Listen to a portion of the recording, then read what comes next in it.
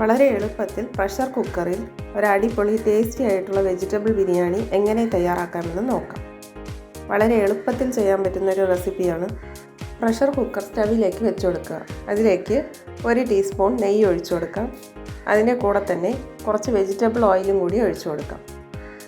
വെറും നെയ്യിലാണ് നമ്മളിത് ഉണ്ടാക്കുന്നതെങ്കിൽ എല്ലാവർക്കും ആ ടേസ്റ്റ് ഇഷ്ടപ്പെടണമെന്നില്ല. നെയ്യിൻ്റെ ടേസ്റ്റ് അങ്ങ് ഹെവി ആയിട്ടിരിക്കുകയായിരിക്കും. സോ കുറച്ച് എണ്ണയും കൂടെ ആഡ് ചെയ്യുകയാണെങ്കിൽ ആ ഒരു നെയ്യുടെ ടേസ്റ്റിന് അത് ബീറ്റ് ചെയ്യും.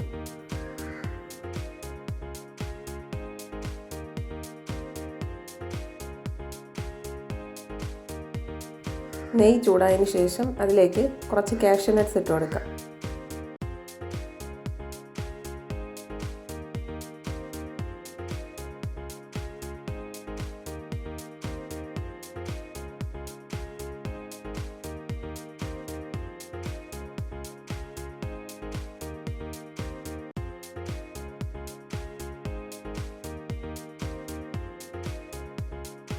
കാഷ്യൂ നട്ട്സ് ബ്രൗൺ കളർ ആവുന്നത് വരെ വഴറ്റിയെടുക്കാം. വഴറ്റിയത് നമുക്ക് കോരി മാറ്റി വയ്ക്കാം.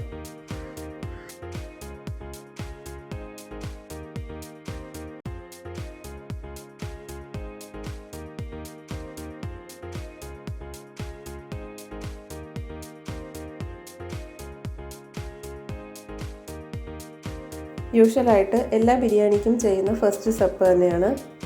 നെയ്യിലേക്ക് ഒരു ചെറിയ കഷ്ണം കറിവേപ്പില, 2 ഗ്രാമ്പു, 2 ഏലക്ക, പിന്നെ 1 അല്ലെങ്കിൽ 2 ബേ ലീഫും കൂടെ ഇട്ട് വഴറ്റുക.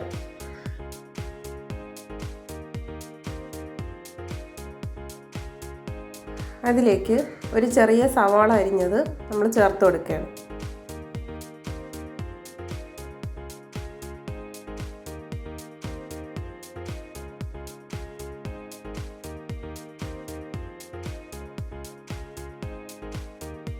സവാള ഒന്ന് ചെറുതായി വാടി കിട്ടുന്ന വരെ വഴറ്റിയെടുക്കണം.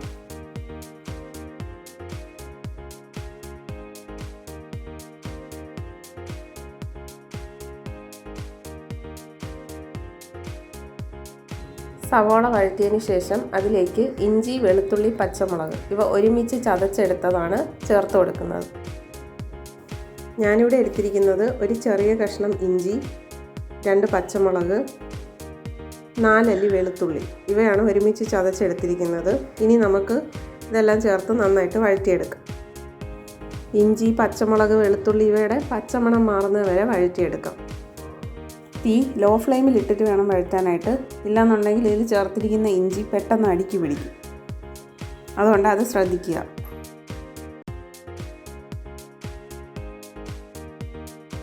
എരിവിനായിട്ട് 1/2 ടീസ്പൂൺ നല്ല മുളക് പൊടിയാണ് ചേർത്തിരിക്കുന്നത്.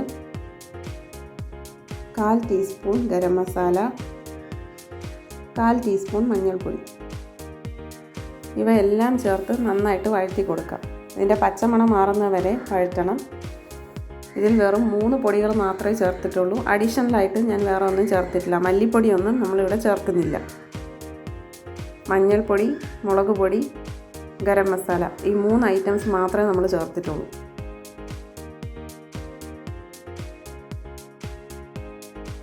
പൊടികളുടെ പച്ചമണമൊക്കെ മാറി വന്നിട്ടുണ്ട്. ഇനി ഇതിലേക്ക് ഒരു ചെറിയ തക്കാളി ആഡ് ചെയ്ത് കൊടുക്കാം.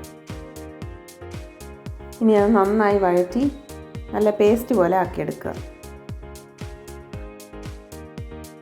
ചില തക്കാളിയൊന്നും അത്ര പെട്ടെന്ന് വഴന്ന് കിട്ടില്ല. ആ സമയത്ത് വേണമെങ്കിൽ നമുക്ക് കുറച്ച് വെള്ളം ഒഴിച്ച് നല്ലപോലെ അത് വേവിച്ചെടുക്കാവുന്നതാണ്. അപ്പോൾ നല്ല പേസ്റ്റ് പോലെ കിട്ടുകയും ചെയ്യും.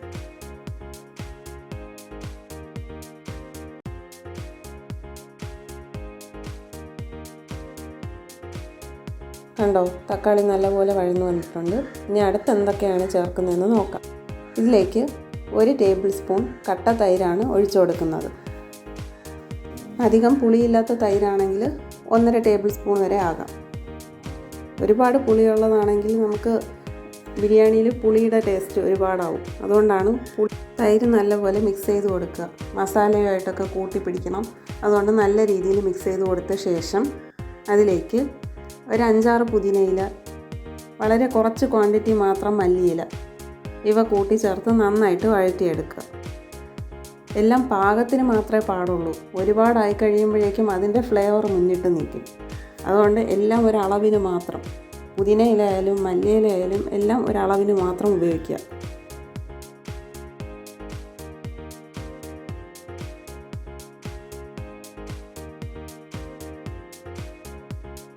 സോയാ ചങ്ക്സ് ആദ്യമേ ചൂടുവെള്ളത്തിലിട്ട് നല്ലപോലെ പിഴിഞ്ഞെടുത്ത് അരിഞ്ഞു വച്ചിരിക്കുകയാണ്. സോയാ ചങ്ക്സ് 2 ടൈപ്പിൽ കിട്ടും. നല്ല വലുതായിട്ടുള്ളത് കിട്ടും, കുഞ്ഞായിട്ടും കിട്ടും. നമ്മളതനുസരിച്ച് കട്ട് ചെയ്തെടുക്കുകയോ മുഴുവനായിട്ട് ഇടുകയോ ചെയ്യാം. ഇനി വെജിറ്റബിൾസിന് ആവശ്യമായിട്ടുള്ള ഉപ്പ് ചേർത്ത് നന്നായിട്ട് വഴറ്റിയെടുക്കുക.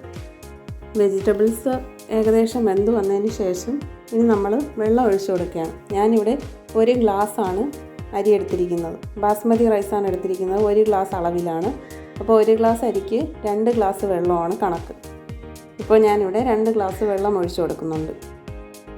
ബാസ്മതി അരി ഞാൻ ഓൾറെഡി 30 മിനിറ്റ് വെള്ളത്തിൽ സോക്ക് ചെയ്ത് വെച്ചിട്ടുണ്ടായിരുന്നു. ഇനി വെള്ളം തിളയ്ക്കുന്നത് വരെ വെയിറ്റ് ചെയ്യാം. വെള്ളം തിളച്ച് തുടങ്ങിയിട്ടുണ്ട്. ഈ സ്റ്റേജിൽ തന്നെ ഉപ്പും പുളിയും എല്ലാം ആവശ്യത്തിനുണ്ടോ എന്ന് നോക്കണം. ബിരിയാണി ആകുമ്പോഴത്തേക്കും കുറച്ചുകൂടെ ഉപ്പിൻ്റെ ടേസ്റ്റ് മുന്നിട്ട് നിൽക്കണം. നമുക്ക് വെള്ളം ഒന്ന് ടെസ്റ്റ് ചെയ്ത് നോക്കുമ്പോൾ അറിയാൻ പറ്റും. കുറച്ചുകൂടെ ഉപ്പിൻ്റെ രസം കൂടുതലായിരിക്കണം വെള്ളത്തിൽ. എങ്കിൽ മാത്രമേ ബിരിയാണി റെഡിയായി കഴിയുമ്പോഴേക്കും ഉപ്പ് പാകത്തിന് റൈസിലൊക്കെ പിടിച്ചിട്ടുണ്ടാവുള്ളൂ. അത് ശ്രദ്ധിക്കണം. തിളച്ച വെള്ളത്തിലേക്ക് അരി ഇട്ട് കൊടുക്കാം. അരി ഇട്ട് കൊടുത്ത ശേഷം ചെറുതായിട്ടൊന്ന് ഇളക്കി കൊടുക്കുക. ഇനി തീ മീഡിയം ഫ്ലെയിമിലാക്കിയതിന് ശേഷം കുക്കറിൻ്റെ അടപ്പ് വെച്ച് അടച്ചു വയ്ക്കുക. വെയിറ്റ് ഇടരുത്. അല്ലാതെ തന്നെ കുക്കറിൻ്റെ അടപ്പ് അടച്ചു വെച്ചിട്ട് കറക്റ്റ് 8ാമത്തെ മിനിറ്റ് ആകുമ്പോഴേക്കും നിങ്ങൾ ഫ്ലെയിം ഓഫ് ചെയ്യുക. 8 മിനിറ്റ് ആകുമ്പോഴത്തേക്കും ഫ്ലെയിം ഓഫ് ചെയ്യുക. അതിനുശേഷം ആ കുക്കർ വേറൊരു സ്ഥലത്ത് വാങ്ങി വയ്ക്കുക. 15 മിനിറ്റിന് ശേഷം നിങ്ങൾ കുക്കർ ഓപ്പൺ ചെയ്ത് നോക്കണം. അപ്പോഴേക്കും നിങ്ങൾക്ക് മനസ്സിലാവും. അരി ഒരിക്കലും തമ്മിൽ ഒട്ടി പിടിക്കത്തില്ല. നല്ല സിംഗിൾ അരിയായിട്ട് നിങ്ങൾക്ക് കിട്ടും.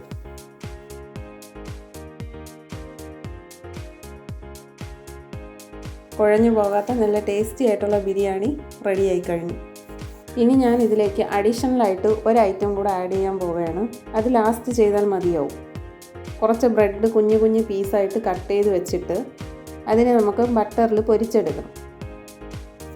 ഞാനിവിടെ അത് പൊരിച്ചെടുക്കാൻ വേണ്ടി ദോശ തവയാണ് ഉപയോഗിച്ചിരിക്കുന്നത്. വേണമെങ്കിൽ കുഞ്ഞ് ചീനച്ചട്ടിയിലൊക്കെ നിങ്ങൾക്ക് ചെയ്യാവുന്നതാണ്.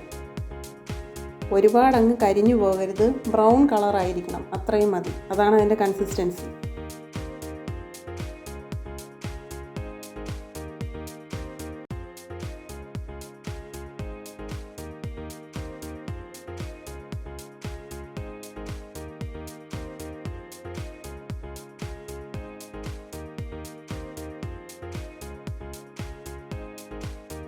ബ്രെഡ് പൊരിച്ചെടുത്തത് നമുക്ക് ബിരിയാണിയിലേക്ക് ഇട്ട് കൊടുക്കാം.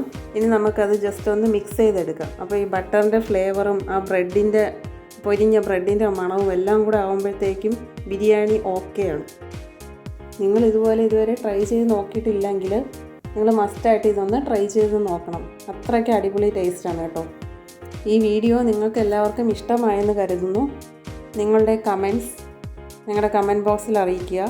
ഞങ്ങളുടെ ചാനൽ ലൈക്ക് ചെയ്യുക, ഷെയർ ചെയ്യുക ആൻഡ് സബ്സ്ക്രൈബ് ചെയ്യുക. Thanks for watching.